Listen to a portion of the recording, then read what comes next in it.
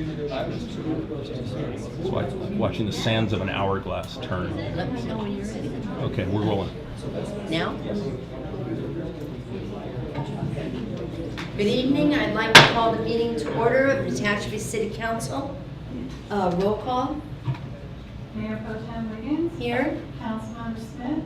Here. Councilmember Wallstrom. Here. Councilmember Heckey. Here. Everyone is present. Thank you. Thank you. At this time, I'd like to ask you to rise for the invocation and stay standing for the Pledge of Allegiance. At this time, I would like to invite Pastor Eustace Laurie from the Tehachapi Seventh-day Adventist Church to lead us. Thank you, Mayor Pro Tem Wiggins. Let us pray. Dear Heavenly Father, we thank you so much for this day that you've given us. Lord, as we begin our City Council meeting, I ask that you remind us that we are all here this evening because of our passion for this city. I pray that this meeting will have a spirit of service to the constituents, a spirit of togetherness, yet we might not agree on everything, but at least we can be productive. And I just pray, Lord, that your spirit will cover this meeting, and that when we all go home this evening, we know that we were here doing what we do and doing what we love and the love for this city. Continue to bless us and keep us. In Jesus' name I pray. Amen. Amen. I'm going to lead the flag salute. Pledge. I pledge allegiance to the flag of the United States of America and to the republic for which it stands, one nation, under God, indivisible, with liberty and justice for all. Thank you. You may be seated. Our first item is the consent agenda. All items listed with an asterisk are considered to be routine and non-controversial by city staff. Consent items will be considered first and may be approved by one motion if no member of the council or audience wishes to comment or ask questions. If comment or discussion is desired by anyone, the item will be removed from the consent agenda and will be considered in listed sequence with an opportunity for any member of the public to address the council. I would request and remind you that you have 3 minutes, and I would also remind you to please turn your cell phones off. Does anyone from the council have anything they wish to have removed from the consent agenda? Yes, Ms. Wiggins. I'd like to have item number 3, number 5, number 6, number 7, number 8, and number 11 removed, please. That was 3, 5, 6, 7, 8, 11? That is correct. Thank you. Huh? Yeah. Does anyone from the audience wish to have anything removed from the consent agenda? If not, I'll entertain a motion. Motion to approve consent with items listed removed. Do I have a second? Moved and seconded. All in favor signify by saying aye. Aye. Aye. Opposed? Let the record show it was a 4-0 vote. Audience oral and written communications. The City Council welcomes public comments on any items within the subject matter jurisdiction of the Council. And we ask that the public forum will be utilized in a positive and constructive manner. Persons addressing the Council need to state their name and area of residence, the matter which they want to have discussed, and if they're with an organization, to state that too. And right now, we will take items that are not on the agenda in public comments. Do we have public comments?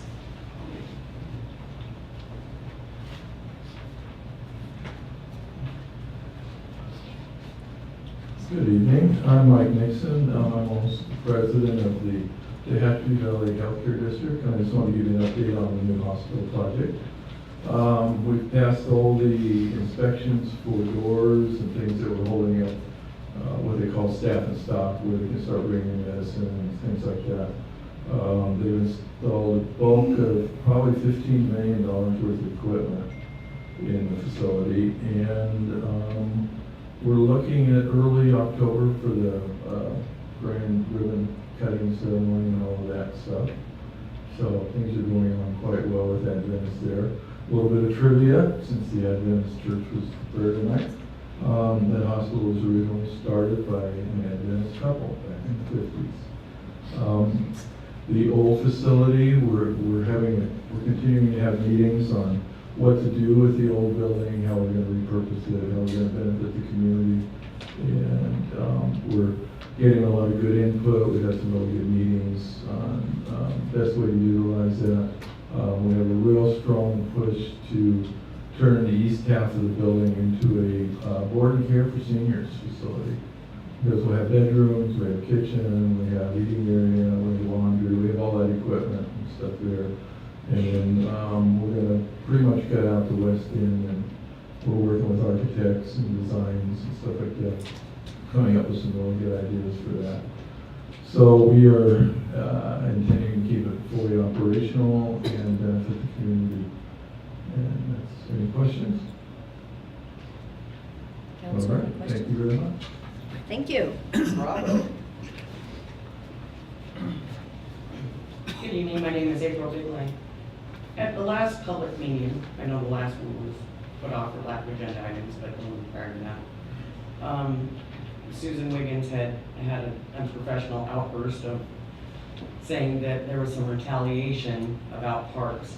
But what I'm more concerned about, that in your minutes will reflect that you stated that you had only donated, the city council had only donated 12,000 to parks, and I believe that figure is actually 15. Yes, it is. I So, stand corrected. I just want that reflected in the minutes, or the minutes revised to reflect that true amount. Okay, thank you. Thank you. Anyone else?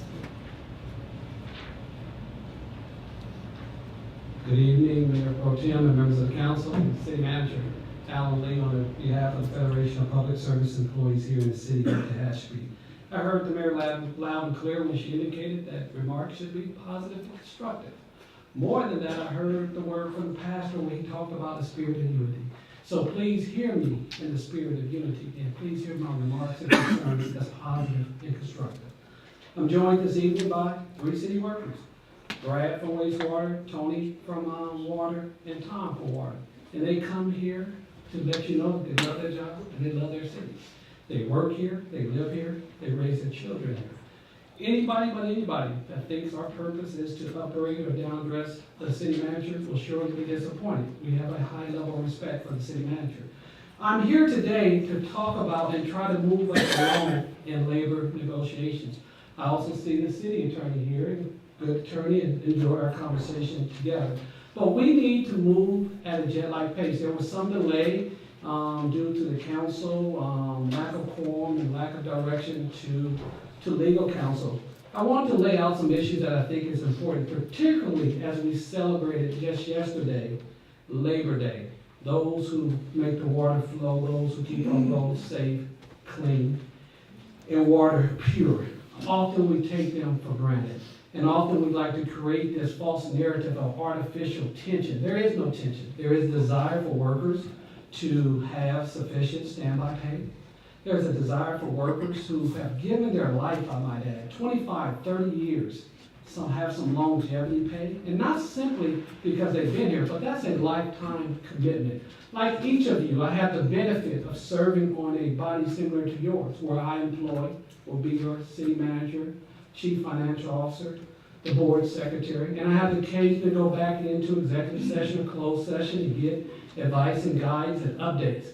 But I find that sometimes that advice and guidance updates is better received on the front end and not interpreted. And this is not a us versus them type of proposition. City manager has a wonderful contract, and he deserves every bit of it. Has extraordinary protection in his contract, more than anyone else in the surrounding community. We're asking you to look at what you give your employees and not make it so simple and not think outside the box. Give your attorney direction and authority to enter into a contract relative to 25 years of longevity. That's what they're asking for. Certification pay. Employees that go over and beyond what's required and get special certification that they may serve their community in the city much better. We hope that you will keep an open mind not listen to false narrative or create this dynamic where it's us versus them. Mayor Pro Tem, it is what you said, positive and constructive. We all think alike, we don't think much. And if we try to make it a one-size-fits-all proposition, I think we do ourselves a disservice. And these artificial pay grids that you may see, they're just that artificial. Because employees will work here 25, 20 years and never reach the top. So it's hard to achieve it. It looks good on paper. So I would ask your consideration. I would ask you to keep an open mind and give clear direction because we really want to wrap this up. Thank you for the opportunity to be heard. Thank you very much. Appreciate your comments. Anyone else in the audience? At this time, I would like to introduce Doris and Ron Depew of Relay for Life who want to make a presentation.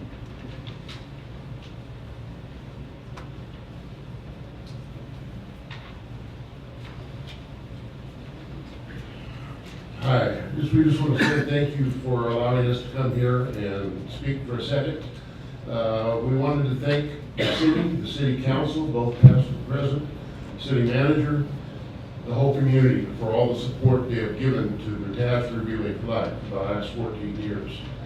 In the last 14 years, we've raised $1.7 million, which has gone for cancer research and patient advocacy.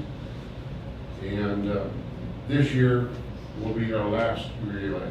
Anyway, we really appreciate your support. It's been so important. Hi, I'm Doris Depew. Our last event is called Party for a Cure, and we are going to celebrate our survivors. We're going to have a dinner at Woods. Our tickets are $15, and at the door there'll be 20. We're limited to a 200 seating at Woods Pavilion. We're also going to have luminaries. Luminaries are $10, or it's in honor or in remembrance of someone. And we're going to have them down on the sidewalk. So we're going to make it real simple. It goes from 5 to 9, and it ought to be a fun evening. And I wish you all could come out. And we thank you again so much for supporting us all these years. Thank you. And the date on that?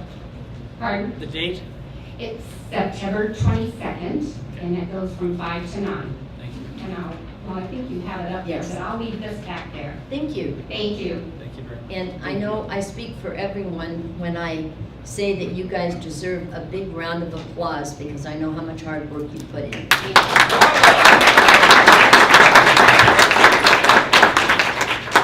Thank you very much. And we've got a whole group that have worked very, very hard for the last 14 years. And thank you all. Thank you. All right, any other public comments? Mr. Hedke, item number 3. Yes, Madam Mayor, the question was actually answered by the member of the audience, so we can go ahead and skip on to item number 5. So number 3 is... We'll need a motion. Okay.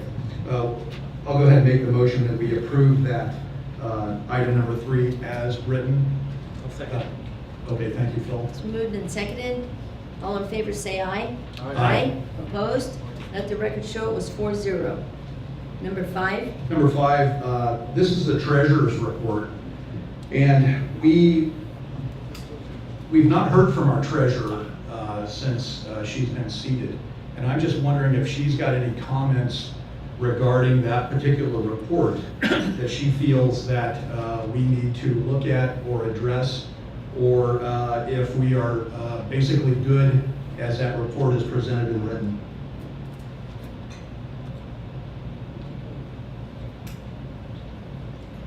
Susan Scholler, City Treasurer. I reviewed the Treasurer's report and I'm good with it. Thank you. Great, thank you very much. Do you want to take the next 4 items together, Mr. Schroeder? Make a motion on Or do we the do treasurer. one at a time? Let's do the treasurer's report first. Okay, she just did that and I'm satisfied with that Well, we response. got to accept it though. Okay, understand. So I'll go ahead and make a motion for item number 5 that we accept that as presented by staff. Do I have a second? Second. All in favor say aye. Aye. Opposed? Let the record show it was a 4-0 vote. Number 6. Item number 6 is a little more complicated. I'm not sure if everybody or anybody had a chance to read the packet pertaining to these particular ground lease items on item number 6. There is a little bit of concern that I've received feedback on pertaining those 2 particular hangars. It's not the hangar ground leases in themselves as being a concern, it's the actual location of those 2 particular hangars. I was privy to meetings that were held back when Dave's wife was alive with Roger and Jerry Smith pertaining to a couple of different locations for buildings in the area on Commercial Way. The hangar that is currently proposed to go adjacent to the Commercial Way hangars, if that building, that port-a-port is allowed to go in there, that will drastically restrict the size of airplanes that can get back into that area in the future. And I'm not sure that we want to actually put a building in that may potentially restrict future use of these bigger hangars. The bigger hangars were naturally built for bigger airplanes. If we put a building adjacent to that taxi lane, it will impede some of those larger airplanes getting back into that, I'll just call it a cove back behind there. Again, I don't have a concern with the ground lease itself, it's just the actual positioning of those hangars. And likewise, the hangar that is proposed for the west end of the airport, that entire area is a drainage area that drains off of the back of the hangars that are on the north side of the taxi lane. That area during rainy season is an absolute swamp, and I'm not sure that anybody that would propose to put a hangar there understands the significance. The problem is there's a little bit of a drainage issue with those hangars. The location itself is a little bit tight for wingspan to get back into the southwest side of the airport, but my bigger concern is naturally the drainage. And I know that in the past, Mr. James had made a couple of different proposals to people that were interested in building hangars that were adjacent to John Tomalowitz's hangar, that there had to be a significant drainage plan that would have been implemented in order to build a hangar in that particular area. And I don't know if, well, I know nothing has changed, but I think that we ought to possibly go back and reconsider using an area that is currently used for T-hangars, which is the old Bembo property. If it's just 2 individual T-hangars that are going to be placed at the airport, they could be nestled in, would not take a lot of additional work. That particular area drains properly, and it would not have any impact on wingspan or size of airplanes that were coming and going in that area. That's my concern, and I think we ought to have a discussion about that. Again, I'm not against the lease agreements, I'm against the actual location, the positioning of those hangars that would potentially cause future restriction in using particular parts of the airport. So, there's a lot to talk about there. Maybe I can take them in the order that you brought them. The location adjacent to the Commercial Way development was, both of the spacings were based upon 30 feet as measured from center line of the taxiway that's servicing those hangars to the face of that hangar. That's what the diagram that was included with the packet indicates. That was my understanding of the requirement. That we had maintained in other locations adjacent to these hangars, and therefore we're applying to these. So if in the location of the Commercial Way hangars they're not at a spacing of 30 feet from the center line of the taxiway, that would be news to me, but that might be a reason to reconsider location. If not, though, that would put the T hangar at the same relative location to the rest of the hangars out there, and would not, in theory, create any kind of bottleneck. Excuse me, Mr. Schlager, do we actually, thank you, you beat me to it. That's the one at the west end of the airport that has the drainage issue. It's on the same page. It's just on the bottom half of the page. There it is. The issue is when you taxi an airplane in, you can see that the building is right up where the taxi lane ends. if I'm reading that diagram correctly. No, it's 30 feet from the face of the building, would be 30 feet from the center line of the taxiway. Is Mr. Wilhelm here tonight? Mr. Wilhelm, actually, Jim Wilhelm owns the hangar that is right on the end. If you could take and shoot a straight line perpendicular to the face of the building, that is the location where his hangar is. In that particular situation, when you're taxiing an airplane, there's an S-turn that you have to go around. And I've seen a couple of airplanes that have gone back in that area that have actually dropped a wheel off in the dirt. And I think that it's just a risky place for us to approve a hangar. If we wanted to take the fence line that's on the, is depicted on the bottom of that, the diagram there, that runs adjacent to the old Bimbo hangar, the blue hangar, pull that fence line down and scoot that back a little bit so it was more positioned behind the blue hangar, dissected where the fence line is, I think that would be more appropriate. But I think that we're creating a situation where there could potentially be a problem with somebody taxiing a large airplane. And I'm talking King Air, biz jet, citation jet type airplanes back into that area.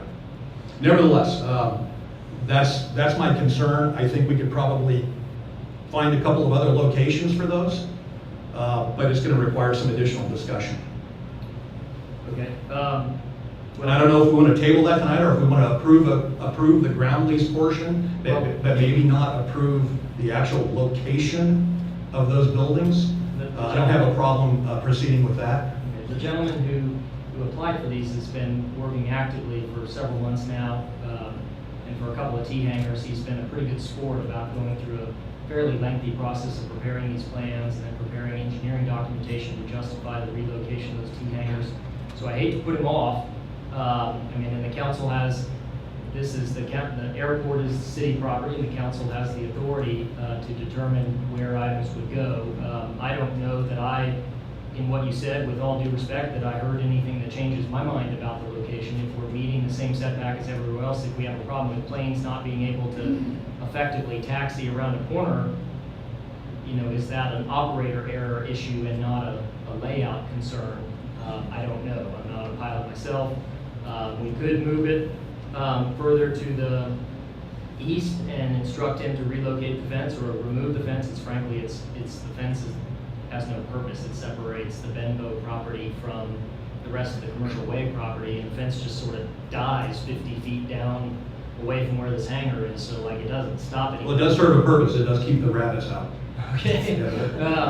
Well, maybe we can do a lower one or something like that. But anyway, there's that. I do want to speak to the other one regarding drainage. I was not aware of a specific drainage problem there, but I can address that issue with him during the building plans have not been approved yet.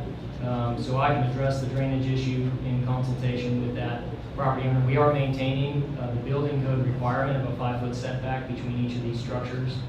So if he has to end up pushing some dirt around before pouring his concrete foundation, that I can just take care of. Cost prohibitive. Well, I can consider that with council's direction. I don't know the context behind that conversation you had. I'm not saying that you didn't hear it right. I was not aware of a drainage issue there, and as I look at it in an aerial photo, it's just, anyway, it doesn't make sense where all that water is coming from. But I believe you. I know that the port has large flows of water, and that we've had consultants working on a large drainage project for a number of years now, as you're probably aware. So anyway, I would prefer not to delay the lease agreement. I don't know, the airport manager can speak to that too if she doesn't mind either way, simply because the gentleman's been very cooperative, and frankly, he's just moving a couple of T hangars up here, and this was already a more expensive proposition than he wanted to be into, but he's been very cooperative. And so if you could give me some direction, in the sense that perhaps I could suggest some direction, would be to address the drainage concerns that may or may not exist in that location and adjust the building permit appropriately to make sure that we don't I deal with drainage problems all the time. I feel comfortable handling that for you all if that works for you. And then for the other location, adjacent to Commercial Way, some sample direction you could give me would be to utilize the the other dimensions in the commercial way district for determining the dimension that we have to keep in this location. So if the smallest location anywhere else in commercial way is 45 feet from the center line, then I would use that as guidance and require modifications to these plans to comply with that. Or at the council's discretion, if you would prefer to abandon these 2 locations and direct us. The airport manager and I spent a fair amount of time talking about location and went back and forth on them. We didn't have a lot of great locations. We didn't want to use airport ramp space because I'm pretty sure the FAA has asked us not to do that, but maybe it was just a... Yeah, we were really trying to look for locations that wouldn't take up space for a potential permanent box Full hangar. hangar, yeah. Yeah, to go in. So these were great locations as far as nestling them in. Everything. But no, we were more than happy to, especially if we can get this passed, Mr. Glenn would be ecstatic. But if we can get them passed and have those conditions on there for Jay to go out there, or like you said, if we go to another location, if that's what the council desires, Mr. Glenn, I think, would be more than happy to work with us. Yeah, and I think also, I mean, the solution is in the mix. We could go ahead and approve his lease agreements, Yeah. but maybe not the permanent location of where either of these, we can't do that, Mr. Schroeder? No, the lease, integral to the lease is the location. So, you know, you can't, you really don't want to do that. Okay, well, I just hate to have this gentleman, or actually the renter of that hangar, standing at the podium during the rainy season when the water has completely, I know it's happened to another individual who had 4 inches of water in his hangar, and that's happened a couple of times because of drainage issues. Well, then, I hate to go down the path when we have the opportunity at this point to make the proper decision. He will be completely satisfied with the location. We're satisfied with it. There's ease of application to him moving those porta ports up here, and we get down the road with it. Okay, well then, how about I suggest this, that we do, that I understand your concerns with the 2 locations, and that maybe we do send it back to staff, and I can come back and we can report on the drainage issue and the setback issue, and maybe have an alternate location identified or 2, and then bring this back to you all for approval, and then you can pick whichever one is most appropriate at that time. Mr. Smith has a comment. Well, I just wanted to say on Ken's comment about the turn and people getting off into the mud, is that something we want to address with a little extra paving on that curb? Is that something we could do on house, or is that a federal project? Yeah, it certainly is subject to the FAA's approval. And if I'm hearing the movement correctly, the problem is not that they're overhanging on the side of the hangar, the outside edge of the curb. They're cutting the corner on the inside edge of the curb, which really doesn't make it this guy's responsibility. That's more of if the council would like to see that improvement made at the airport in general, we could take a look at that for you guys, like we do anything else. Yeah, Mr. Schlosser, could I interrupt real quick? Just one other thing, Mr. Smith. That particular area is unlit. We don't have any taxi lights. There's absolutely no guidance when you go down through that chute. And that's where the problems have occurred. As far as I know, everybody that ended up dropping a wheel off the pavement, it ended up happening at night. And if there's a hangar that's directly ahead, when you make that turn, you're going to favor, that would be to the northwest, Yeah. which will put your main landing gear off in the dirt again. Understood. Yeah. Okay, well, based upon the advice from the city attorney that we can't proceed without the location identified, then let me go back and address these issues, come up with an alternate location or 2, and then re-present this to you all. That would be Okay. my request. Sir? Since this was off the consent agenda, we could speak on this? Yes. Okay, my name is James Roberts. I live in the city, and I've had several hangars on the airport since 1977. It's beyond me why the city or somebody has not developed any hangars at all on the Benbow property. Now, the gentleman that you might be concerned about wants to build this ports in an area where it might obstruct aircraft taxiing. That gentleman would probably love to be offered a portion of the ground on the Benbow site, possibly just behind the Benbow large blue hangar. There's room in there for several hangars, several ports at least. And so I hope you have Mr. Heckey's idea in mind and not worry about putting an extra pavement, not worry about the wings hitting other people's hangars, which is a very possibility. And when that airplane pulls out, if he put that in that spot, he's going to also block the taxiway. So just, I wish you would give a lot of credence to what Mr. Heckey has to say about other sites for these footballs, especially on the Denver properties, just inviting hangers. Thank you very much. Thank you. Mr. Schlosser, I think your proposal, there's a solution in there, so I think we proceed with going back to staff and having another review. And also, I think it would be beneficial if we went back to the lessee and told him that our review is on the fast track. You know, this is not something that we're going to delay out, you know, forever. But if we can do a quick turn on this and get it back on the agenda for the next meeting, we can get that taken care of. Do Rebecca? Yeah, go ahead. George Sandy, aviation for all my life. What I'd like to recommend here is really a question. Have you folks considered that little park that is built just to the north of this proposed location where they go into that new hangar concept? Because that park area could be eliminated and a T hangar could be fitting there more appropriately, I do believe. And I have to go along with Mr. Heckey and that turn and pass the T hangar in that location, because that's the wing that's moving fastest as you go around the bend. And especially at night, like he mentioned, it would be very dangerous.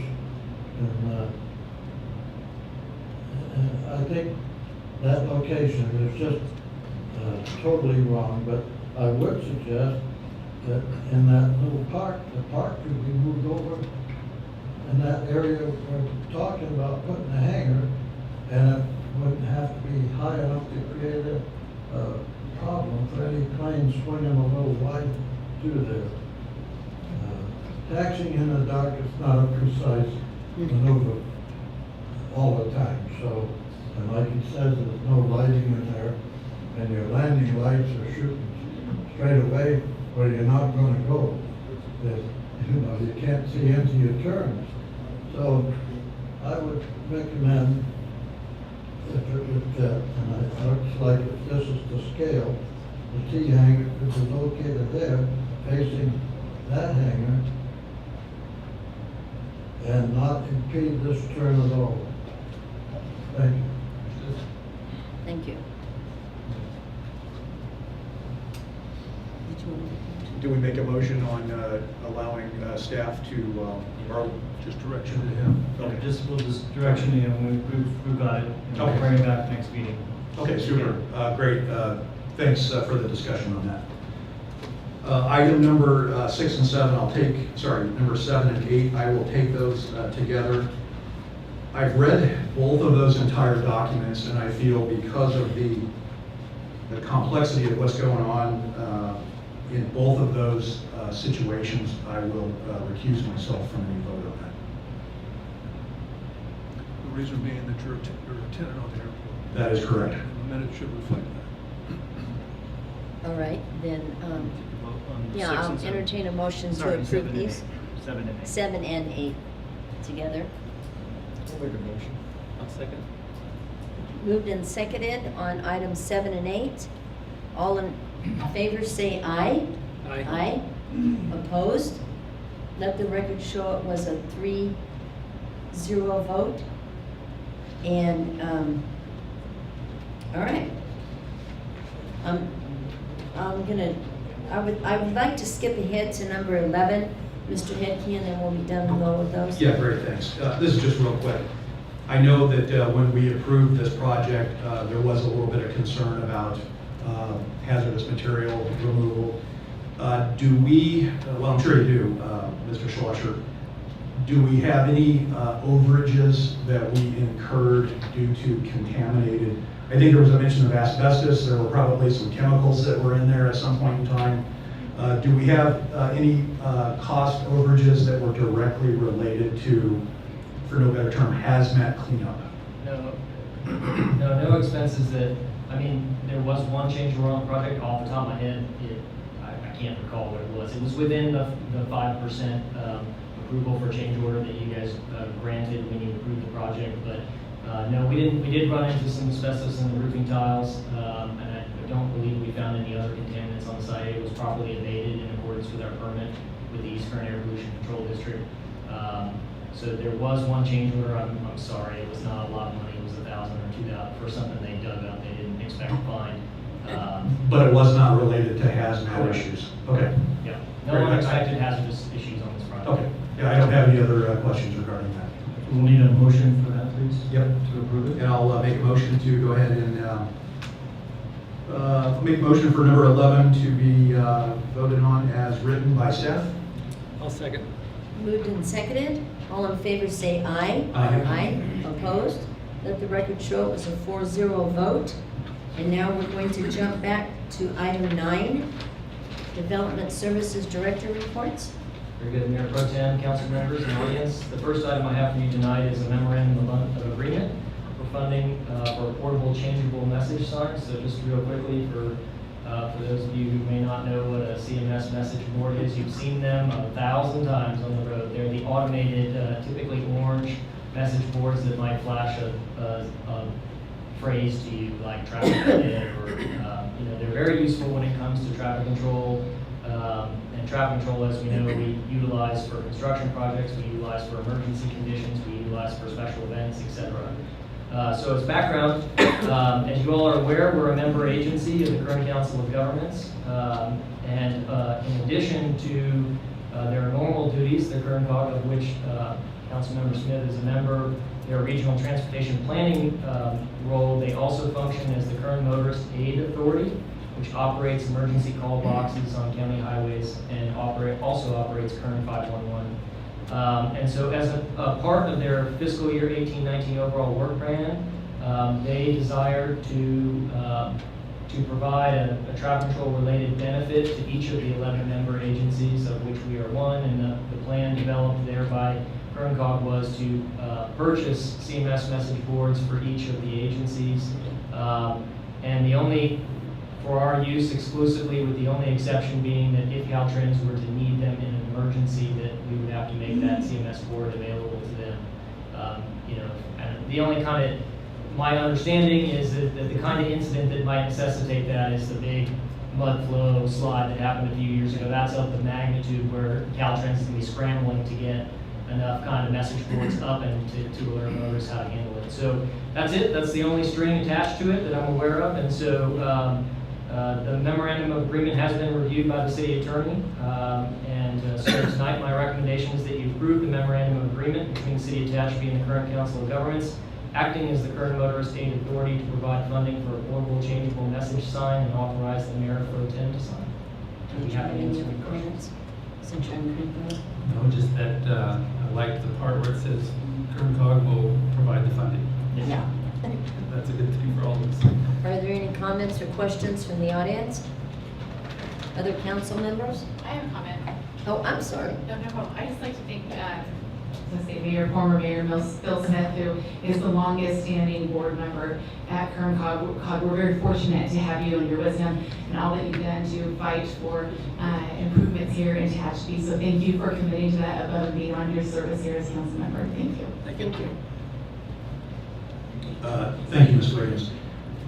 Is that particular unit that we're proposing to obtain, is that going to be a replacement to the two? We have one or two? Two. We have two. Is that going to be a replacement or an addition to what we currently have? I think the intent is 3, but I'm sure as the Public Works Director gets more in tune with the equipment that he's got, he'll make that decision. Okay. I think one of those may be getting a little bit long in the tooth. When the wind blows, it sways in the wind a little bit, but I just was interested in knowing if that's an addition or if it will be a replacement. There's no condition for, yeah. Okay. It's an addition. Okay, thanks. No further questions. I'd be happy to make a motion on staff's recommendation. And I'll second it. Moved and seconded, according to staff's recommendation. All in favor say aye. Aye. Aye. Opposed? Let the record show it was 4-0. Number 10. Thank you, Mayor Pro Tem and council members. The second item I have tonight is the State Transit Assistance Assistance State of Good Repair Program. So in short, this is SB1. That's the acronym we all know to be the gas taxes and vehicle taxes that are currently being collected from all of us by the state of California under the Road Repair and Accountability Act of 2017. What people may not know is there are actually 6 sub-departments under SB1, meaning when the bill was passed, there were 6 categories of funding that were created in that those tax funds would be delivered into. One of them is the State of Good Repair Program, which is specifically related to transit projects to repair. SB1 is in general for highways, bridges, and local roads, but the State of Good Repair is associated with transit improvement projects only. It can be used for certain maintenance activities, but it's primarily more interested in enhancing. So it can be to rehab a transit facility or to build a new transit facility. And we've received our apportionment already for the 18-19 year. The SB1 funds, the only major string attached is that annually we have to produce a report of how we spent the funds, but the money is already flowing in this case. So one of their conditions, though, when they get a new allotment under these programs is that we identify how we intend to use that money. As you guys will recall, the discussion about our CMAC park and ride and transit facility project associated with us, the bids coming in significantly higher than planned. Staff felt like this was an excellent opportunity to capture $50,000 and help backfill some of that deficit, which is a qualified expense we've confirmed with the state of California. So tonight's action is actually pretty simple. We're just, the state requires that you all adopt a resolution declaring that that's your intent for the money. So our recommendation is that you adopt a resolution of the City Council of the City of Tehachapi identifying the proposed projects that will utilize State Transit Assistance State of Good Repair Program funds for the 18-19 fiscal year. And as you can see in the staff report, there's this really huge spreadsheet on like the 5th page. And we have one item listed there, and that is the park and ride project. So that's my report. I'd be happy to answer any questions. Any questions or comments from the audience? Council? No, I have one. Can that be used on residential? Residential what? Street. No, it cannot. Not State of Good Repair Line. It's transit only. Thank you. Mr. Schlosser, I just have one question. It says on the matrix that's been put together, the current condition of the asset is reflected as poor. It's a drop down menu. We have to pick poor, average, or good. Okay. So we picked the one that was closest to non-existent. Gotcha. Yeah, because obviously that project is a new project to us. It's a new area. Yeah. I don't want to get caught in a pinch where somebody says, well, we're refurbing or rehabbing, something that was poor. Correct. It was real poor, because it wasn't there. It was non-existent. No, and like I said, my staff has had direct communication with the program manager of the State Good Repair Funds and had this discussion. They're satisfied. In fact, this resolution we had hoped to have a month ago. They've already programmed the project, and they're just asking that we make sure we have the paperwork right, and that's what tonight's about. So we're good. Okay. All right. Great, thank you. I'll entertain a motion. So moved on staff's recommendation. I'll second. Moved and seconded. All in favor say aye. Aye. Opposed? Let the record show it was a 4-0 vote. City Attorney's report.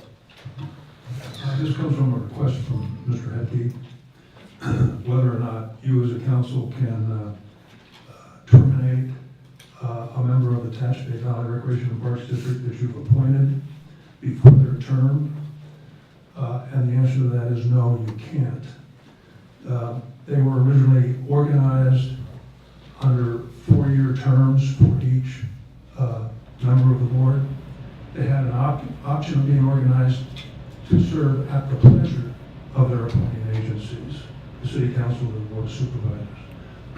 It's my understanding they chose to, way back when, 1970s or 60s even, to organize with fixed terms. You can't interrupt those terms.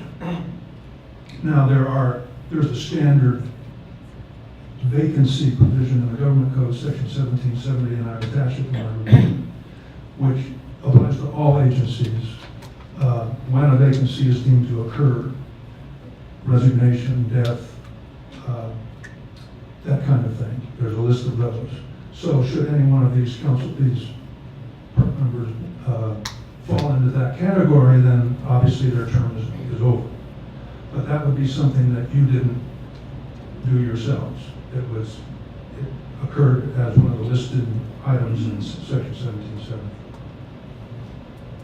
Any questions? Yes, Mr. Wiggins. Mr. Schroeder, I've had a considerable number of questions, as you can imagine, that have come back to me since the agenda came out the other day.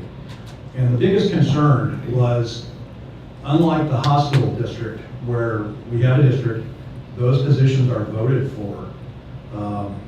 We support and align in certain cases with the hospital to do certain things. With the Parks District, we align and support and do certain things, but there's no mechanism. You know, it's once removed because it's a non-elected position. So the constituency that have come back to me after reading your report, and your report is perfectly acceptable. I mean, that's what we have to work with. The question then becomes, is there anything that we can do as a municipality to change that process to ultimately make the Tehachapi Valley Recreation and Parks District board positions a votable position? I didn't look that up. Having organized a recreation district early in my career, I know you can have them elected. You can organize either as an elected board or as an appointed board. In this case, they chose to be an appointed board. You've got other appointed boards, your cemetery district, your resource conservation district. It's not unusual. I think it would be, I have to look to see if you have the authority to file with LAFCO to reorganize another district, or whether that district itself has to make the application. I know with Bakersfield Recreation and Parks District, North Bakersfield Recreation and Parks District years ago, they did that.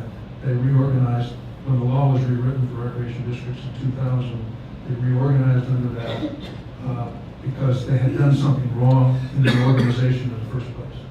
They didn't change their structure, but they cured a defect. Whether or not you can, on your own, reorganize or ask to reorganize another district, I would have to look that up. I don't think it would be a good thing to do, but that's a political issue. And naturally, we're 2/5 of the equation. You know, the other 3/5 is the county. Right. So, is that something that you could look into with relative ease Sure. and report back? So you want to know, can you, as a council, seek to reorganize the Recreation and Parks District into an elected board rather than an appointed board? Yes. Okay. Yep. Great. Thank you, Mr. Schroeder. Honorable Council, Bob Reynolds, owner of Tehachapi Court Services, 26 years, resident of Tehachapi, 46 years. Let me be certain I'm clear on what the city attorney said regarding Government Code Section 1770. What that does is, it does not give the council any authority to replace any of those appointees to the Tehachapi Valley Recreation and Parks District. But there are a basis of removal like death or some other exemption.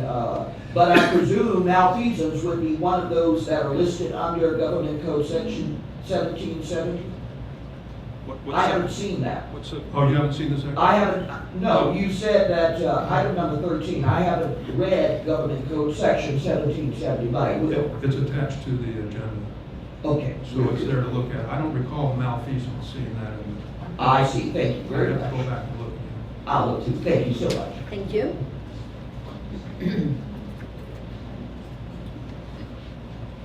Oh. Yeah, I don't have anything. All right. Michael Bigway, Sand Canyon. So I spoke to LAFCO about the Tehachapi Valley Recreation Parks District, and LAFCO said you have to go back to who the originating agency was to find out who has jurisdiction. So in this particular case, they told me the original organization was the California Public Utilities with the state of California, or Public Works it was. So we would have to go to them, talk to them about reorganizing this parks district, and we'd have to go back to the original articles of when they organized to find out what we could do here. And there is, like you said, malfeasance, something, you know, somebody commits a crime, somebody does something that's not to the best interest of the district. They can be removed. And also the district is liable for lawsuit, and they can also sue too under this article. So that's where we're probably going to go. And if you talk to LAFCO, he'll probably send you there. Thank you. Anything else? Okay. I'm going to skip down to 14, the agenda item that was tabled. Yeah, thank you, Ms. Wiggins. You know, we talked about this at length the first time it came up, and you know, here we are again, right? The issue naturally is we were forced into the box for districting. We were forced into that by the threat of lawsuit. We made a decision as a council. We proceeded, and we got ourselves into a position that Kicking and screaming, I might add. yeah. Nevertheless, there are a lot of surrounding entities that do not have that. And keep in mind, I mean, as most everybody knows, that is California law. The California Voting Rights Act. Yeah, but it doesn't apply to everybody. Not everybody has to do it, unless there's racially polarized voting in that district. Well, what allows us to determine? You can hire Mr. Shankman. He'll get his demographer to look at these areas, or you might want to do it. You know, if you challenge them and you have the proof, and they refuse to move forward, or even if they do move forward, you got $30,000 coming to you. Well, I'm not interested in that because I saw the pain and the suffering that we went through as a body. Well, why would you impose that on somebody else? Well, because what it does is it presents the appearance that we are following a requirement when we are actually, we follow that, but then we turn right around and we do business and we have other business-related actions with other entities that don't do that, that were in the beginning no different than we were. Well, we never accepted the fact that we were polarized. I mean, you know, we fought that aggressively. That's right. But at the same point, we followed that, we abide by that. Now, the appearance is, at least the folks that are coming to me, how can the city of What folks are coming to you about? constituents? Okay. How can in the city? In the city, okay. How can we do our business with the other outside agencies who have not conformed to that districting obligation? So you want them to conform? No, I'm not asking. That's not what the request says. Well, yes, it is. The request says that you want to stop doing business with them, unless they're informed. or we restrict. If you read exactly what I've said. I did, Okay. several times. Okay. You take the position that they're not in compliance with the law. That's what the last line of your agenda item says. But that's incorrect. You may think they are not in compliance with the law. You have to prove that, though. You can get the city council to hire a demographer and go out and check Golden Hills, see if they have racially polarized voting there, send them a letter, and move forward. That's how you do it. Now, I think the underlying question is, if you don't think they are abiding by the Voting Rights Act, even though you haven't proved it, you haven't sent them a letter challenging them, can you still, as a council, refuse to do business with them? Isn't that what you're asking? It is. Yeah. It is. And I mean, and let's go back to the Shankman letter that we got. There was no proof that we had any of that either. Well, he said he had it. He said he had it. He gave Mary Lou's name, and so he knew about Mary Lou. Well, and Mary Lou denied every bit of it. Well, I agree. I believe Mary Lou, yes, but I'm just saying, he had some names, and he apparently did some background work, probably hired a demographer. So, anyway, I think your question is beyond whether they are in violation of the law, but the fact that they don't have voting districts, does that allow you to not do business with them? And I think you need to be very careful about that. Yeah, let him finish. Oh, sure, go ahead. I can see where you're going with that, Ken, and I'm not sure, like our city attorney said, that we want to impose the grief that we went through, because I think most people in the room, council included, were happy with the way we were doing things. It did not like being told under threat of lawsuit that we must, or we get sued. And they haven't lost a lawsuit yet. You know, we didn't play, we didn't gamble with the city's funds that we might win. So we went ahead with it. But I'm not sure I would want to move forward with making that imposition on other districts that we cooperate with. We cooperate with Golden Hills with water agreements. We cooperate with them with underground lines that if we have emergencies where a line is broken, we can open a valve and send them water. Is that correct? Yes. Okay, we have in-writing agreements already in place for emergency preparedness.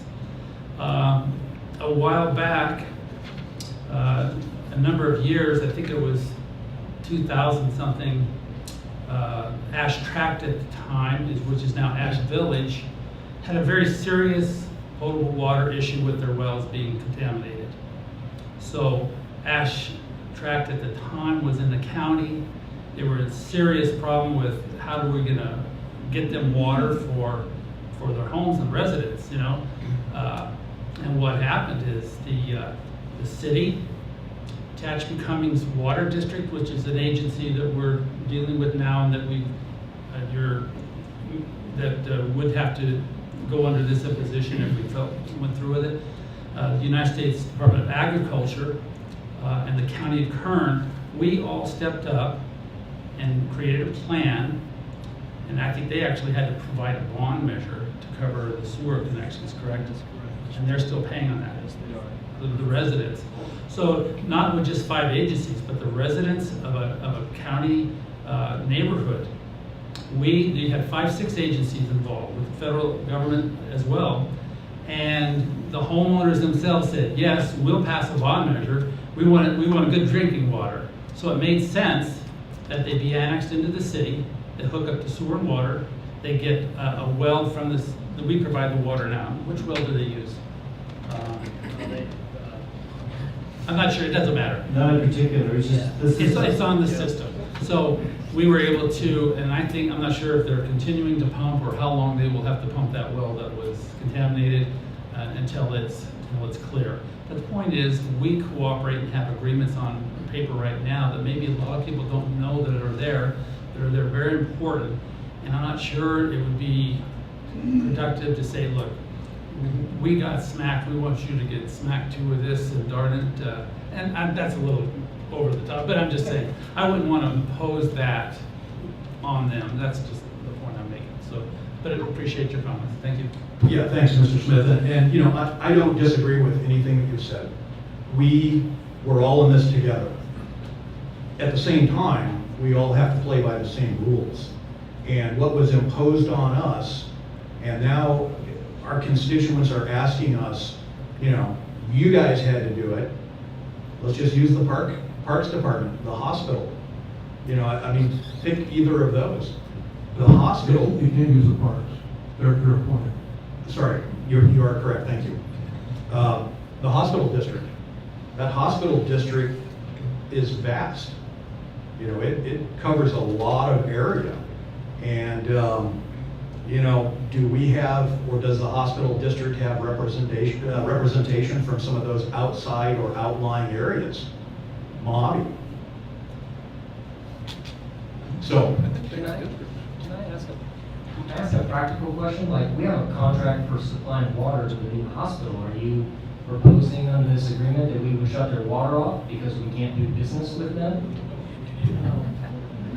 I mean, if we want to go down that path with foolishness, I'm not. We're talking about more practical matters, and we're not talking about shutting people's water off. Well, okay. We went down the path of shutting people's water off in a trailer park over here that almost resulted in the city getting sued at various levels. We're not talking about doing stuff like that. We are talking about getting involved with other entities that are districts and ensuring that when people come back and ask us, you folks at the city of Tehachapi are districted, for no better term. Why are you allowing your efforts and your business activities to proceed when other entities in our outlying areas outside the city limits are not districted? It's just a simple question. I think it's a stupid, simple question. You didn't want to be districted. No, we didn't, but we are. We are because somebody took the ball by the horns and studied our situation. Maybe wrongly, but they got our attention. Just because others are abiding by the law, but not the way you would like them to. See, here's the legal issue. You stop doing business, whatever you mean by that, whether it's cutting off their water or whether it's not entering into cooperation agreements or whatever it might be. And your claim is, well, you're violating the law, at least we think you are, and we're not going to do business with you. That's a pretty good reason. You don't want to do business with people who are breaking the law. But the fact that they're not breaking the law, they come back and say, well, that's just a pretext. You're really not doing business with us because who knows what it might be. I don't know your personal backgrounds. Maybe you don't like women on governing boards.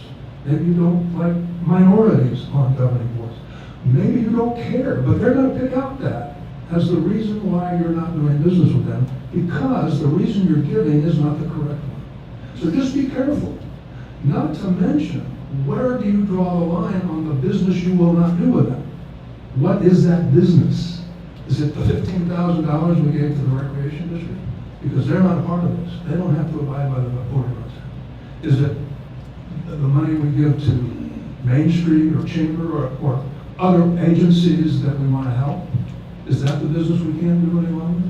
Be careful. That's all I'm saying. Okay. Thank you, Mr. Schroeder. I don't have any further discussion on that particular topic. Thank you. Yes, sir, ma'am. You hadn't asked for any public discussion, but I would like to offer it. My name is Socorro Schmidt. I live in the city limits. I don't see how the city of Tehachapi can take a firm stance in assisting the Tehachapi Unified School District, the Tehachapi Cummings Water District, the Tehachapi Hospital District, the Parks and Recreation District, and Golden Hills reorganize their governing boards to please us.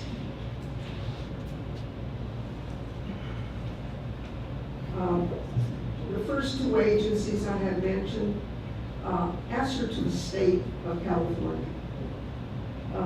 The hospital district answers to not only Tehachapi, but Moron and to Mojave, heaven knows who else. But they also answer to a medical bureaucracy that's out there. The Parks and Recreation District must answer to the County of Kern. Much of what these agencies do is merely cooperate as fully as possible with each other to see that all public agencies serve the public in the very best possible way. Take, for instance, this room in which this meeting is being held It belongs to the Tehachapi Unified School District. Should the school district refuse to rent this room to the city to retaliate for what is being discussed here tonight, we would have to attempt to rent room elsewhere, probably at a much higher rent. The city does not presently own adequate facilities to hold council meetings.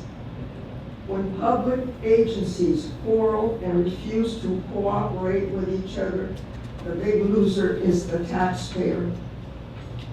Thank you. Thank you.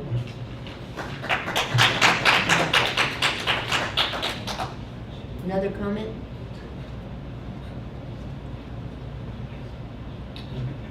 James Roberts, I live in the city.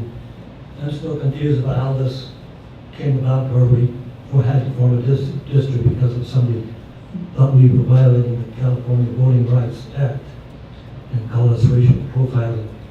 And I was just curious if there's any proof from Mr. Shankman that we did violate the California Voting Rights Act. I know I'm going back in time, but I'm having trouble getting my arms wrapped around this whole concept. Can anybody answer that question?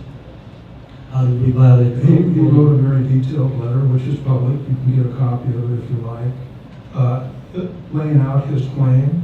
We hired a special legal counsel who has experience with the California Voting Rights Act, and Mr. Shankman himself. They were in litigation with him as a matter of fact that when they were working with us.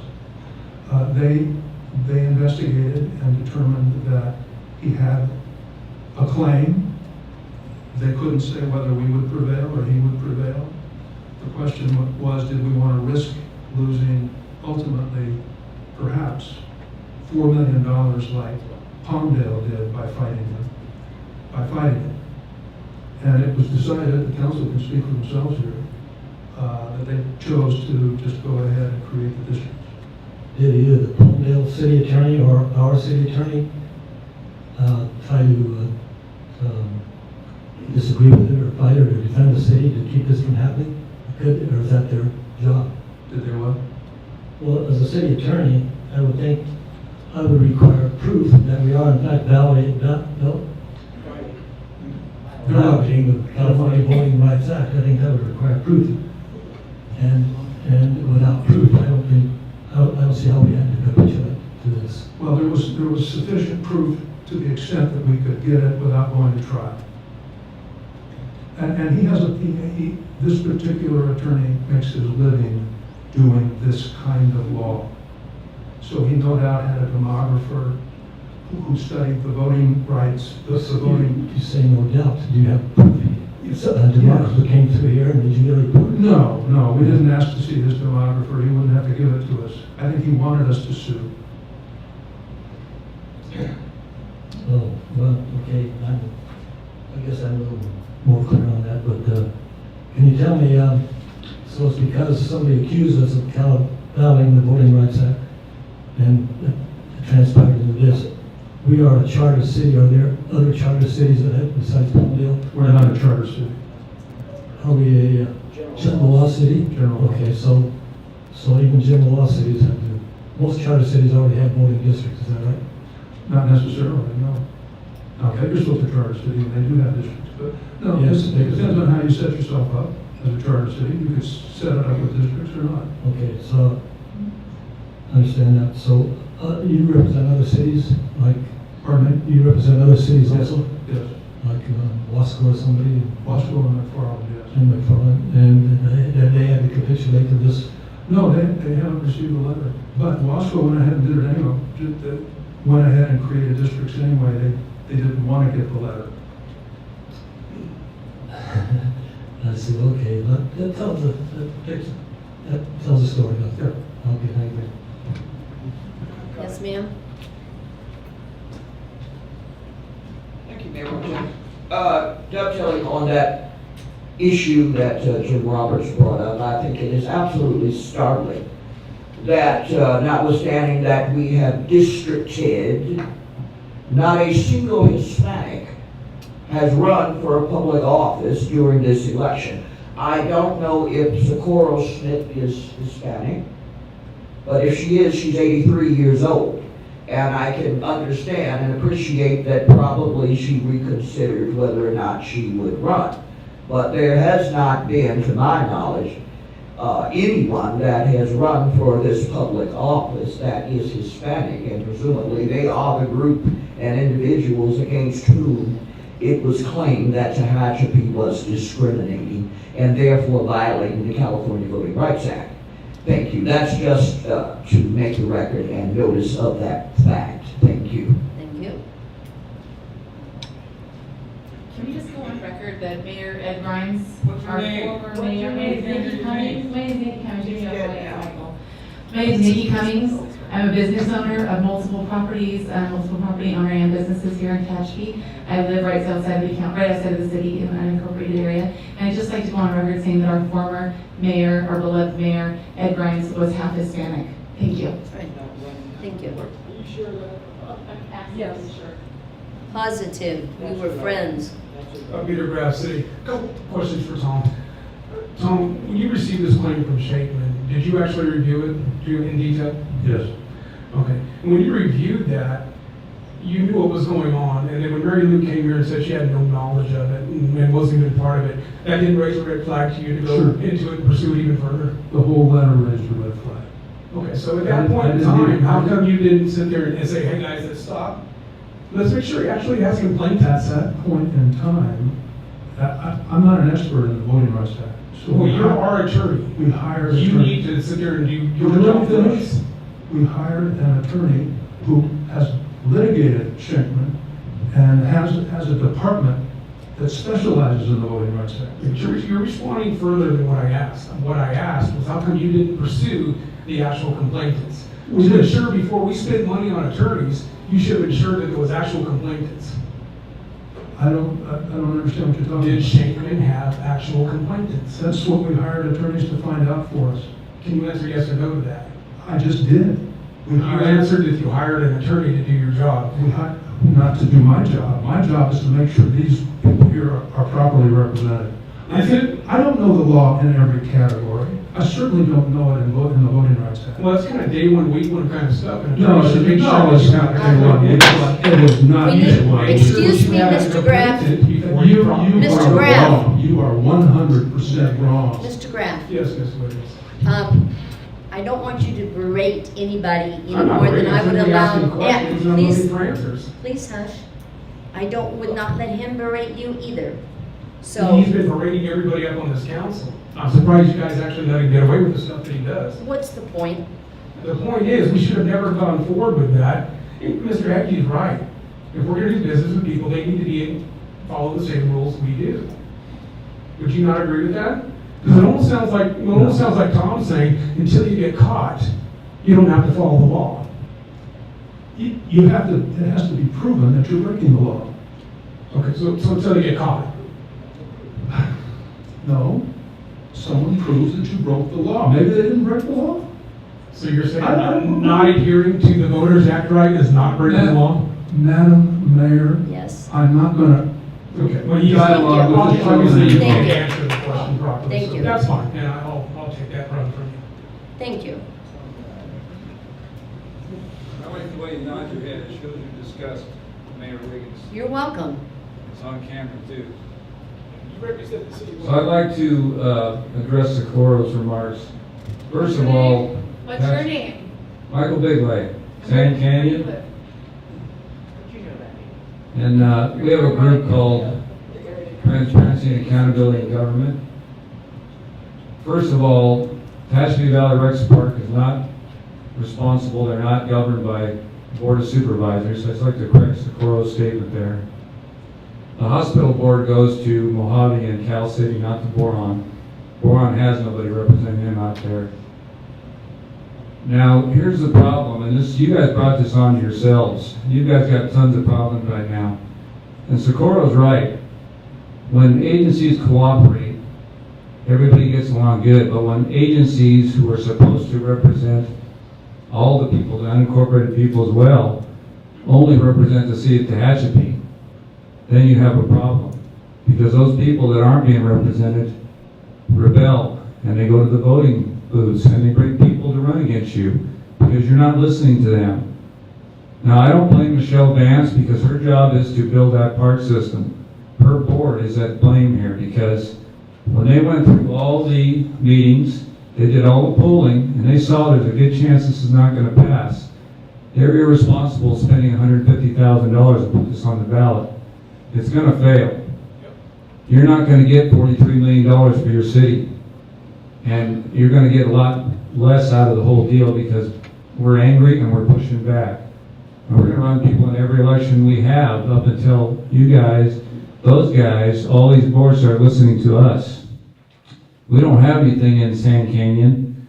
There's not facilities all over the place that that board represents. The majority of the facilities are here, Bright Lake, and Meadowbrook Park.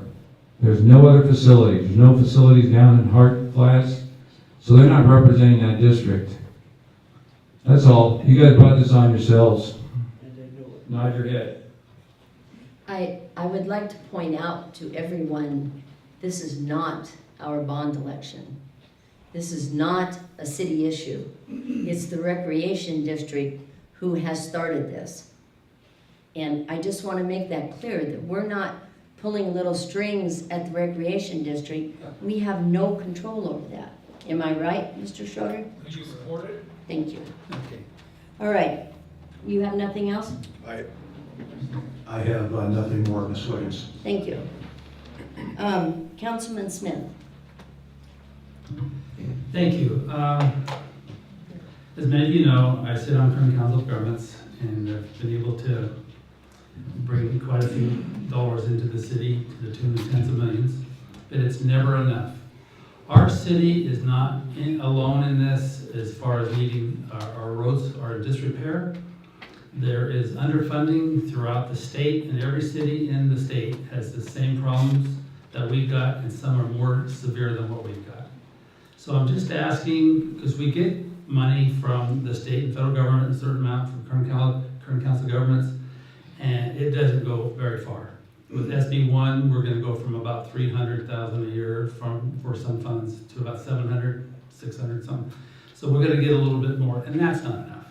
So my discussion for tonight on a very local level, so that those in the district, it's District 1 at this point, is the downtown district all the way to the north of the freeway. And that's the district that has the alleys in it. And they are falling apart. Some of them are more pothole fixes than they are old alleys, and some are just falling apart. I remember growing up here, they would, on some of the streets, they would have a grinding machine. They would grind up the asphalt and then re-oil it and then pave it. Is there any way that we could maybe, I don't think we have any of that equipment around anymore, do we? No, not that But I would like us to consider, alleys don't have to be to the same standard as a street, I would assume, correct? Correct. And they're probably just a few inches deep anyway. If we could look into, at least for the alleys, a way where we could get a grinder and a roller, some small equipment, either DOD surplus or another city surplus, that we might just experiment around and do a test on one of the alleys and see if we could rehabilitate in-house with a grinder, a roller, and some oil. That's my pitch, and it makes perfect sense to me. As cheap as we can. I'd like you to respond. Would you like me to speak? Okay. Yeah, agreed. Alleyways are a tough one for us because there's effectively no grant source that I'm aware of that can be targeted for that. SB1 is a standout in that regard. SB1 does not come with strings attached to location. It comes with strings attached, but not to location the way all the other grant sources have to be spent on major roads that service large groups of people. So SB1 funds in the coming years could be, if it survives November, could be utilized for that purpose at the discretion of the council. I will say that there were conversations with myself and the prior public works director about something similar to the approach you were talking about on the alleyway. And I don't know, Don, did we end up? Do you know if we budgeted for that this year, or? We budgeted a small amount in our budget for doing a pilot project similar to what you're discussing. We had, from what I understand, Ryan had talked with a contractor about what are some options, and he thought this might be a very viable option for us. And so we were going to do a pilot program, a very small section to test that and see how it worked. I think that's great. So let's get started and just see if we can, see if it's an option. I would prefer not to use valuable funding from the state and federal government, SB1 or anything, on alleys because our streets are the priority. But if the alleys are falling apart, they can't use them, and trucks are going down and they're breaking equipment and stuff like that. Let's just see if it's feasible. That's all I'm asking. Okay. Yeah. All right. Thank you, sir. Liz Swazo, Golden Hills. Asphalt, I know everything about asphalt. I was in the asphalt business for a lot of years. It depends what kind of product they sell you. There's a lot of gimmicks out there when the people sell asphalt. There's 4 major different kinds of asphalts. And it doesn't matter if you use a 0 penetration that goes on a scale level. A lot of people, they cut their asphalt with used motor oil, and that's how you get the cheap asphalt that with oil comes through the ground.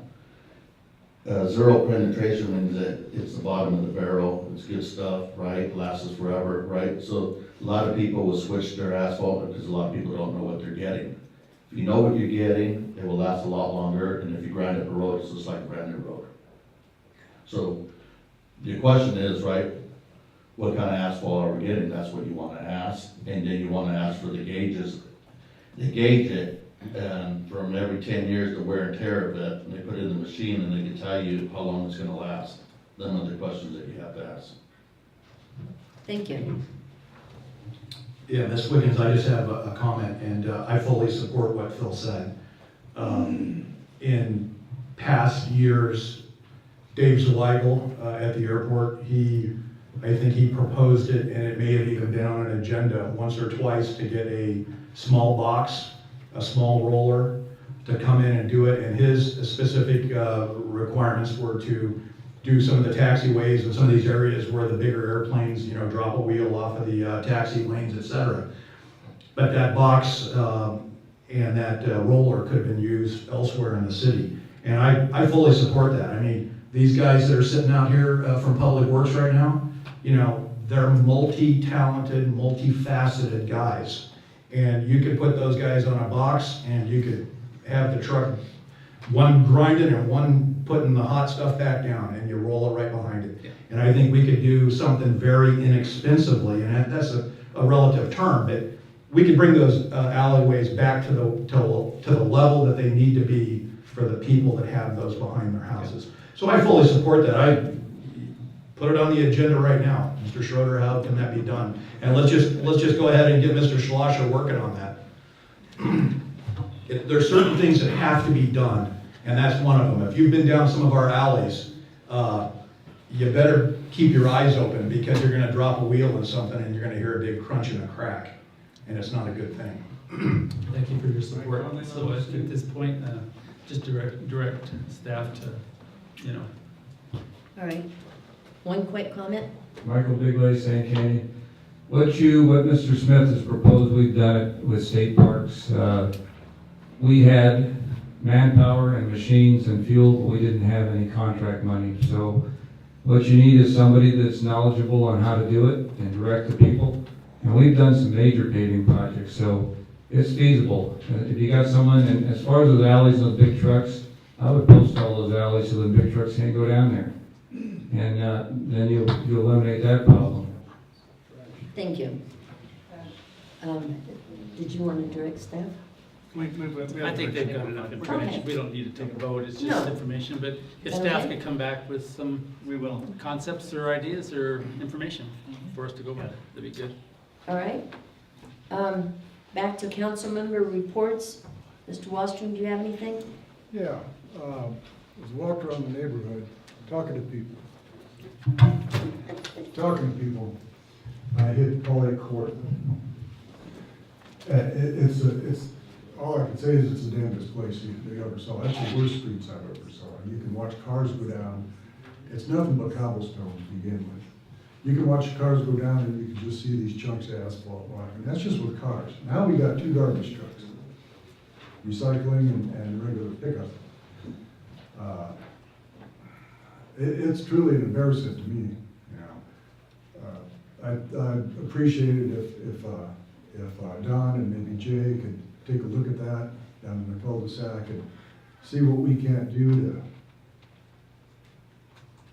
fix that street for those residents. It's horrible. Okay. I'm sorry, I missed the name of the street. Holly? Holly Court. Thank you. Did you have anything else?